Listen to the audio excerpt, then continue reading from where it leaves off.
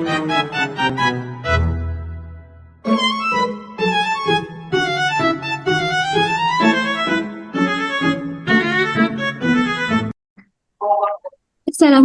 warahmatullahi wabarakatuh. Salam sejahtera untuk kita semua. Halo Sobat Bangsa, selamat datang di podcast Dialog Kebangsaan, sebuah ruang refleksi untuk menumbuhkan rasa cinta tanah air dan kebanggaan sebagai bangsa Indonesia. Telah hadir bersama kita beberapa narasumber. Untuk itu, kita persilahkan untuk memperkenalkan dirinya masing-masing. Halo, nama saya Dwi Yulinanda Pratiwi. Saya dari Kantah, Kabupaten Barito Kuala.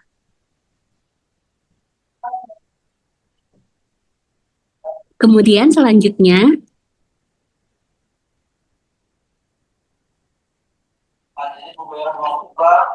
Halo, perkenalkan saya Rizky Maulida, perwakilan dari Kantor Pertanahan Kabupaten Lombok Timur. Halo semuanya, perkenalkan nama saya Macahya Muhammad, saya dari Kanwil, Papua. Perkenalkan, nama saya Sekar Anindya, saya dari Kantah Kabupaten Pasangkayu.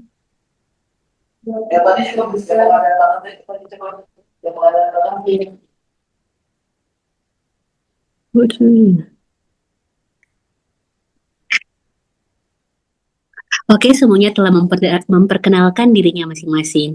Langsung saja kita ke topiknya. Jadi nilai-nilai kebangsaan yang pertama yaitu nilai-nilai bela negara yang pertama yaitu cinta tanah air. Cinta tanah air ini cinta tanah air adalah rasa memiliki, rasa bangga dan rasa tanggung jawab terhadap bangsa dan negara. Ketika kita menjaga persatuan, menghormati perbedaan, dan taat pada aturan, saat itulah cinta tanah air sedang kita praktikan. Bentuk nyata cinta tanah air tidak selalu tentang hal besar. Saat kita bekerja dengan jujur, melayani masyarakat dengan tulus, menghargai sesama tanpa membeda-bedakan, itulah bentuk bela negara yang paling sederhana. Ada nih quotes B.J. Habibie, cinta sejati kepada bangsa adalah bekerja dengan kejujuran dan ketulusan. Oke, selanjutnya nilai yang kedua, sadar berbangsa dan bernegara. Jadi gimana nih tanggapan tentang kesadaran berbangsa dan bernegara dalam berkehidupan sehari-hari? Silahkan dijelaskan, Kak. Oke, di sini saya mau jelasin tentang sadar berbangsa dan bernegara. Apa sih sadar berbangsa dan bernegara itu? Yaitu memiliki kesadaran sebagai bagian dari suatu bangsa dan negara, serta memahami dan menjadikan hak dan kewajiban sebagai warga negara. Nah, hal ini mencakup rasa cinta tanah air, rela berkorban, mematuhi hukum, serta berpartisipasi aktif dalam pembangunan, bahkan dalam bentuk sesederhana seperti menjaga kerukunan dan berprestasi. Nah, mengapa hal tersebut penting? Yaitu untuk menjaga kesatuan dan keutuhan negara Republik Indonesia dari ancaman dalam maupun luar, menciptakan kehidupan bernegara yang harmonis, adil, dan berkeadilan, serta membentuk jati diri bangsa di tengah pengaruh globalisasi dan modernisasi. Nah, kita sebagai ASN, penerapan sadar berbangsa dan bernegara itu diwujudkan melalui loyalitas kepada NKRI, netralitas politik, kepatuhan terhadap hukum, pelayanan publik yang profesional, serta sikap toleran dan beretika dalam kehidupan bermasyarakat dan bermedia sosial. Itu ya, sekedar penjelasan tentang sadar berbangsa dan bernegara. Wah, mantap sekali Kak, terima kasih buat penjelasannya. Kemudian kita masuk ke nilai yang ketiga, setia kepada Pancasila. Mengapa Pancasila masih sangat relevan sebagai ideologi negara sih, dan kesetiaan itu boleh dijelaskan Kak? Oke, di sini saya akan menjelaskan tentang kenapa sih setia pada Pancasila sebagai ideologi negara itu penting dilakukan. Jadi, setia itu artinya berpegang teguh. Lawan katanya adalah berkhianat. Setia pada Pancasila artinya kita berpegang teguh pada Pancasila dalam kehidupan sehari-hari. Misalnya, untuk sila pertama, ketuhanan yang Maha Esa, Artinya kita sebagai bangsa Indonesia itu adalah bangsa yang religius, yakni percaya kepada Tuhan. Namun demikian, kita tidak boleh memaksakan agama yang kita anut kepada orang lain. Kemudian untuk sila yang kedua, kemanusiaan yang adil dan beradab, berarti kita mengakui persamaan derajat tanpa membeda-bedakan sara. Misalnya, dalam berteman, kita itu tidak boleh loh membeda-bedakan berdasarkan latar belakang teman kita. Lalu, sila yang ketiga, persatuan Indonesia, yang berarti kita menempatkan kepentingan bangsa dan negara di atas kepentingan pribadi atau golongan. Misalnya ya, sebagai ASN yang bertugas di kantor pertanahan, kita ditugaskan untuk tetap masuk pada hari libur Nataru agar dapat tetap melayani kebutuhan masyarakat. Maka, kita wajib mengutamakan tugas ini meskipun sebenarnya kita juga ingin menikmati libur bersama keluarga. Lalu sila yang keempat, kerakyatan yang dipimpin oleh hikmat kebijaksanaan dalam permusyawaratan perwakilan, yaitu kita harus memberikan kepercayaan kepada wakil-wakil rakyat yang telah terpilih. Kita tidak boleh menjelek-jelekan pemimpin tersebut di media sosial seperti yang terjadi belakangan ini. Karena menjelek-jelekan apalagi dengan bahasa yang kasar tidak membuat keadaan menjadi lebih baik. Kemudian sila yang kelima, keadilan sosial bagi seluruh rakyat Indonesia. Yang artinya kita itu suka melakukan kegiatan dalam rangka mewujudkan kemajuan yang merata. Misalnya ya, di Badan Pertanahan Nasional ini terdapat program yang disebut redistribusi tanah, yang tujuannya adalah untuk mengurangi ketimpangan kepemilikan tanah agar rakyat kecil juga bisa memiliki aset berupa tanah. Nah, begitu ya yang bisa saya sampaikan. Terima kasih Kakak Kak buat penjelasannya. Kemudian nilai yang ketiga yaitu rela berkorban untuk bangsa dan negara. Rela berkorban sering dianggap berat. Bagaimana Kakak memaknainya? Silahkan, Kak. Oke, sebagai ASN, apa sih makna visualisasi bangsa dan bagaimana kita itu menggugah rasa cinta tanah air serta mewujudkan nilai rela berkorban untuk bangsa dan negara. Jadi pertanyaan ini sangat penting. Banyak dari ASN itu berpikir bahwasanya pekerjaan itu adalah tugas, pekerjaan itu hanya sekedar tugas, target, bahkan hanya sekedar administrasi. Padahal pada kenyataannya itu lebih daripada itu. Setiap langkah yang diambil oleh ASN itu adalah visualisasi bangsa itu sendiri. Visualisasi bangsa itu bukan sekedar foto alam Indonesia, foto alam, video tentang alam Indonesia, bukan. Atau bahkan sekedar poster untuk kampanye, untuk rela berkorban, bukan seperti itu.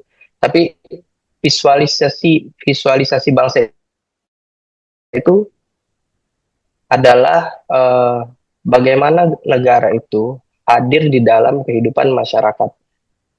Jadi bagaimana seorang ASN itu sebagai wajah dari bangsa itu sendiri dirasakan kehadirannya di dalam kehidupan bermasyarakat. Cara kita melayani, bicara, bersikap, mengambil keputusan, menghadapi masyarakat, itu adalah wajah bangsa yang nyata, wajah bangsa kita yang nyata. Ketika ASN bekerja dengan integritas, disiplin, dan penuh empati, masyarakat akan berpikir bahwasanya negara itu adalah sesuatu yang layak untuk dipercaya. Sebaliknya, kalau kita merusak citra itu, maka bukan hanya citra individu yang akan tercoreng, namun citra bangsa juga ikut tercoreng. Disinilah nilai rela berkorban itu sangat relevan terhadap seorang ASN. Rela berkorban itu bukan kehilangan hak, tapi menempatkan kepentingan publik di atas kepentingan pribadi.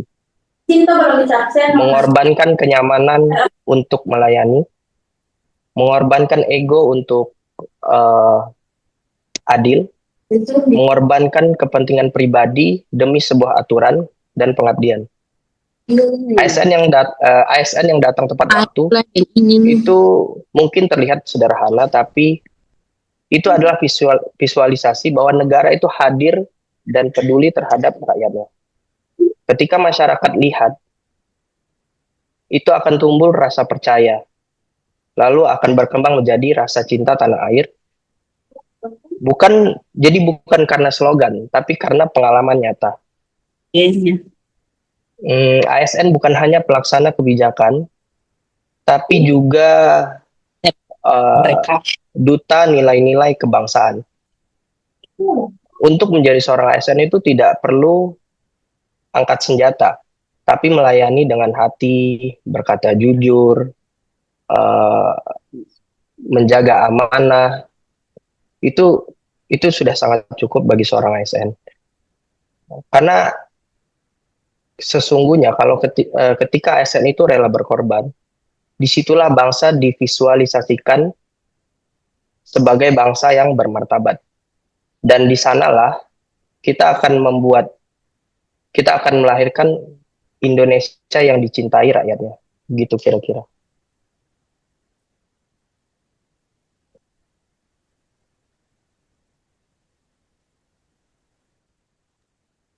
Wah, sangat jelas sekali ya tentang cinta kita kepada negara Indonesia ini. Terima kasih Kak atas penjelasannya.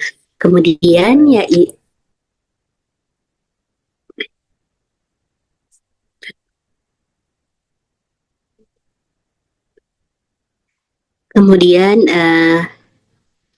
nilai yang berikutnya, kemampuan awal bela negara.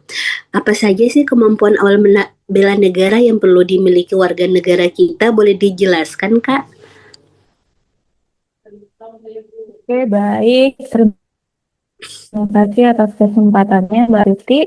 Jadi di sini saya akan menjelaskan mengenai kemampuan awal bela negara itu sendiri. Teman-teman pernah nggak sih berpikir kemampuan awal bela negara itu sebenarnya seperti apa? Apakah kita harus mampu untuk angkat senjata atau bahkan latihan militer dan sebagainya? Tapi ternyata jawabannya tidak, karena kemampuan awal bela negara itu berkaitan dengan bekal dasar, baik dari segi sikap, kemudian pengetahuan, maupun keterampilan yang harus kita miliki sebagai warga negara yang baik. Artinya, sebelum bicara hal besar, negara pun butuh rakyat yang sadar, yang peduli, dan siap berkontribusi. Nah, kemampuan itu ada beberapa jenis nih. Jadi ada kemampuan emosional dan intelijensia, yakni berkaitan dengan hal-hal sederhana seperti disiplin, kemudian tanggung jawab, dan juga kepedulian kita terhadap sesama. Contohnya di era digital seperti sekarang, misalnya ketika kita bisa bersikap bijak di media sosial, tidak gampang terprovokasi, tidak gampang menyebarkan hoax, itu juga termasuk bentuk nyata dari bela negara itu sendiri. Kemudian ada kemampuan fisik dasar. Ternyata dengan kita rutin berolahraga pun itu merupakan kemampuan bela negara. Mengapa dikatakan demikian? Karena ternyata hal tersebut bisa membantu kita untuk mempermudah kita bekerja melayani masyarakat. Kemudian ada juga kemampuan sosial dan moral, yaitu ketika bangsa Indonesia yang dikenal sebagai bangsa yang suka menolong, kemudian saat itulah kita sedang melakukan bela negara ketika kita bisa membantu sesama.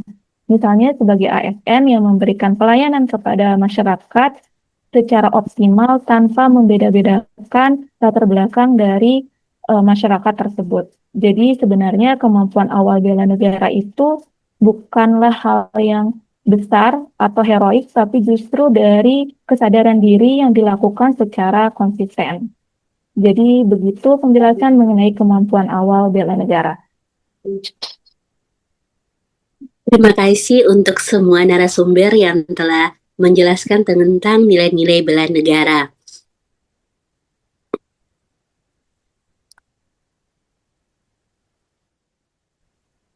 Mari kita jaga Indonesia dengan karya, sikap, dan senyum, karena Indonesia adalah rumah kita bersama. Terima kasih telah menyaksikan podcast kebangsaan. Sampai jumpa di ruang dialog berikutnya. Wassalamualaikum warahmatullahi wabarakatuh.